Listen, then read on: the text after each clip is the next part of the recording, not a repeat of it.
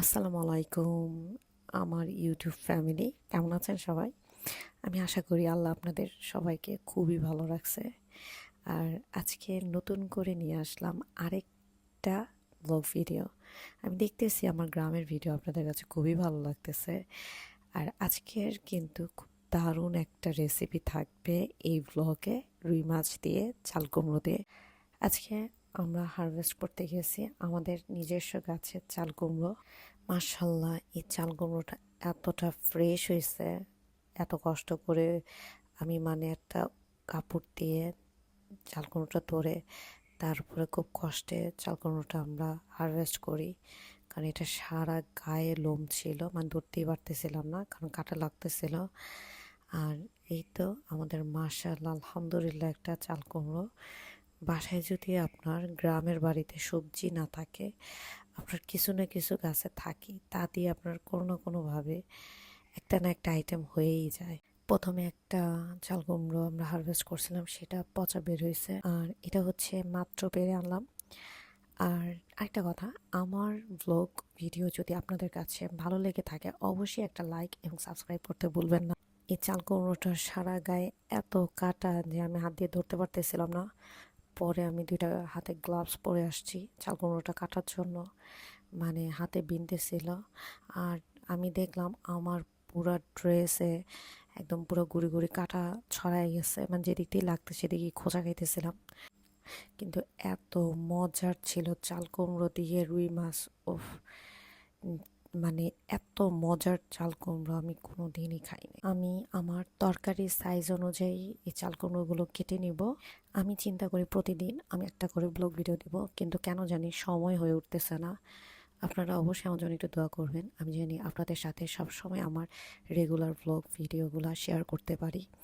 এত এত ভিডিও জমা হয়ে গেছে, আমি জানি না এগুলো কবে দিব, কবে বা শেষ করব। ভিডিও করা হয়, প্রতিটা মোমেন্টের আমি ভিডিও করি, কিন্তু আমার সময় হয় না এডিট করার, ভয়েস দেওয়ার, কারণ এগুলো খুব লম্বা একটা প্রসেস। আর এর মধ্যে যদি ভিউর সমস্যা হয় তখন মনটাই ভেঙে যায়। এই যে এখানে আমি রুই মাছ নিয়ে নিয়েছি, এখানে কিন্তু রুই মাছ আমি আলাদা চাল কুমড়া দিয়ে রান্না করব, আর মাথার ল্যাঞ্জা কিন্তু আলাদা আমি রান্না করব শাক দিয়ে। আমি কিন্তু এখানে প্রপার ওয়েতে লবণ, হলুদের গুঁড়া, মরিচের গুঁড়া দিয়ে মেখে রাখবো 20 মিনিটের মতন। আর আপনারা যদি মাছের স্বাদটা পেতে চান অবশ্যই, আমি নতুন রাঁধুনিদেরকে বলতেছি যে আগে হলুদ মরিচের গুঁড়া লবণ দিয়ে 20 মিনিটের মতন রাখবেন, তাহলে মাছটা খেতে অনেক মজা লাগে। দিন শেষে একটা জিনিসই চিন্তা করলাম যে আল্লাহ যা করে মানুষের ভালোর জন্যই করে, এটা হয়তো আমরা পরে বুঝি। এখানে আমি মাছ, মাছের মাথার লেজা আর মাথা রান্না করবো শাক দিয়ে। এখানে পেঁয়াজটা আমি কষায় নিতেছি, তার পাশে আমি রাইস কুকারে ডাল বসাই দিছি, তার সাথে আমি চাল ধুয়ে রাখছি। আবার তার পাশাপাশি আমি গ্যাসের চুলায় চাল কুমড়ো সিদ্ধ দিয়েছি। আমি এই ঘর থেকে ওই ঘর এভাবেই প্রতিদিন দৌড়াদৌড়ি করি, তাড়াতাড়ি করে রান্নাটা শেষ করি, কারণ গ্যাসের চুলার স্পিড খুবই কম, খুব সহজে একটা রান্না হয় না। এটা আমার মনে হয় যারা গ্রামে থাকে তারাই মোটামুটি এটা ফেস করছেন, যে গ্যাসের চুলায় রান্না করাটা খুব ধৈর্যের বিষয়। আর এই কুকারটা আমি ভালোই আলহামদুলিল্লাহ আমি নিয়ে আসছিলাম, এটা আমার অনেক উপকার দিতেছে। খাবার খুবই অ্যাভারেজ, খুব যে আহামরি যে আমার কাছে ভালো লাগে তা না, বাট চলার মতন চলা যায়। এই তো পেঁয়াজ ভেজে নিতেছি আমি এটার মধ্যে। আমি সেম এটার মধ্যে মশলা কষায়া তার মধ্যে কিন্তু মাছও আমি কষায় ফেলতেছি একসাথে। মশলা আর মাছ আমি একসাথেই কষায় ফেলি। এই জিনিসটা যখন আমি রান্না করি তখন ইজি ওয়েতে চেষ্টা করি রান্না করা, খুব তাড়াতাড়ি হয় কিন্তু খেতে কিন্তু খুবই মজার লাগে। আর এই তো রান্না বসায়া আমি এখানে চলে আসছি ডাটা তুলতে, লাস্ট ডাটা আমাদের। তো এই ডাটাগুলো কিন্তু খুবই মজার, একেবারে চুলায় দিলে কোনো গরম পানি লাগে না, কোনো কিছুই লাগে না। এটা এইভাবেই রান্না হয়ে আছে, একটু কষাইলে এটা খাওয়া যায়। নিজের বাগানের শাক সবজি এভাবে হারভেস্ট করতে খুবই ভালো লাগে। আলহামদুলিল্লাহ, আল্লাহ সেই ভাগ্যটুকু আমাকে দিছে, আল্লাহর কাছে লাখ লাখ শুক্রিয়া। আর এখানে কিন্তু ডাঁটা শাকও কিন্তু আমি রান্না করব। ডাঁটা শাক খেতে কিন্তু খুবই মজার লাগে। এটা আমাদের বাগানের অনেক ভিতরে হয়ে আছিল, মানে আমরা দেখি নাই। দেখলাম যে মানে ডাঁটা খুঁজতে খুঁজতে দেখলাম এখানে অনেক মোটা সাইজের একটা ডাঁটা হয়েছে। বাট আমার কাছে মনে হয় বাজারের ডাঁটার থেকে নিজেরা যে চাষ করছি যে ডাঁটা, সেই ডাঁটার টেস্টটা একটু বেশি মজার। আমি জানি না কেন, এটা আমার সাথেই হয়েছে নাকি আপনারাও জানেন। তো যাই হোক, এই তো আমি এখানে ডাটাগুলো রাইখা দিয়েছি। আমার যে খালা আসবে সে কাইটা কুইটা ধুয়ে পাকলায় দিবে, ডাটা শাক এবং ডাটা নিয়ে দিবে। আর এখানে কিন্তু আমি মাছগুলো উঠায়া শাকগুলো কিন্তু একটু কষায় নিয়েছি। তারপরে কিন্তু আমি মাছগুলো আবার দিয়ে দিব। শাকের যে পানিটা উঠছে সেই পানিটা দিয়ে আমি একটু কষায় নিব। আর এখানে চলে আসলাম মাছ ভাজতে। তো তাড়াতাড়ি করে মাছ ভেজে নিতেছি। আমি যখন মাছ ভাজি তখন একটু ডিপ ফ্রাই করে মাছ ভেজে নিই, যাতে করে মাছটা খেতে খুব মজা লাগে। অনেকে আছে হালকা ভাজা দেয়। হালকা ভাজার থেকে যদি আপনি একটু ডিপ ফ্রাই করে ভাজেন, মাছটা খেতে বেশি মজা লাগে। মাছ ভাজা শেষ করার পর এখানে আমি একটা কড়াই নিয়ে নিয়েছি, সেটার মধ্যে হালকা পরিমাণে তেল দিব, বেশি দিব না, কারণ মাছ ভাজায় কিন্তু তেল আছে। আপনি যদি মাছ রান্নায় এই পেস্টটা যদি ব্যবহার করেন, মাছটা খেতে খুবই মজা লাগে। আমি বেশিরভাগ সময় করি, আর এটা ফ্রেশ করে নিই, কারণ এটা দিয়ে মাছ রানলে মাছটার টেস্টই চেঞ্জ হয়ে যায়।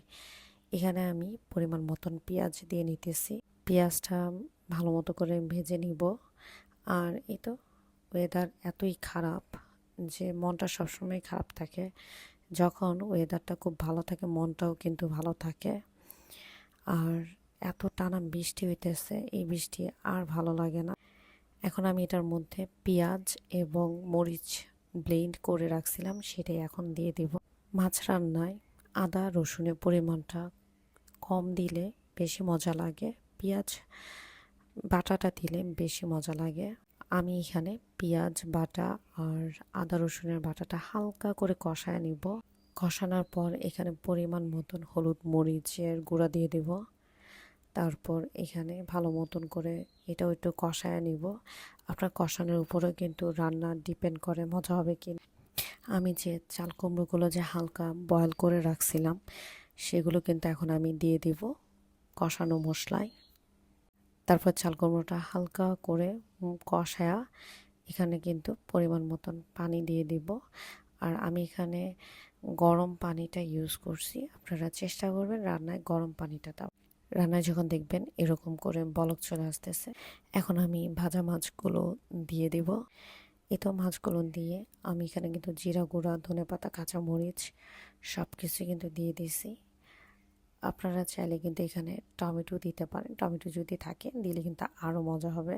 আর এই তো রান্না শেষ করে চা নিয়ে বসছি, চা খাইতেছি আর কোরিয়ান সিরিজ দেখতেছি। আমার মতন কোরিয়ান সিরিজ কারা কারা দেখেন অবশ্যই কমেন্টস করে জানাবেন।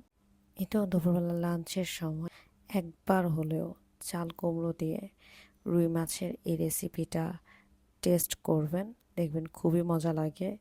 আর আমি কিন্তু পরবর্তীতে কিন্তু টমেটো বাজার থেকে এনে কিন্তু দিছি, ওইটা এখন তো হয়নি। তো খাবারটা খেতে কিন্তু খুবই অসাধারণ হয়েছে, খুবই মজার হয়েছে। আপনারা একবার হলো ট্রাই করবেন।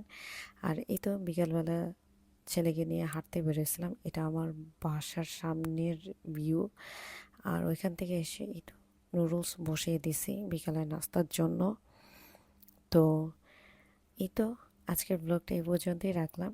দেখা হবে ইনশাল্লাহ নেক্সট ভিডিওতে। আর তার আগে একটা কথা বলি, আমার ভিডিও যদি আপনাদের কাছে ভালো লেগে থাকে অবশ্যই একটা লাইক এবং সাবস্ক্রাইব করতে ভুলবেন না। আল্লাহ হাফেজ।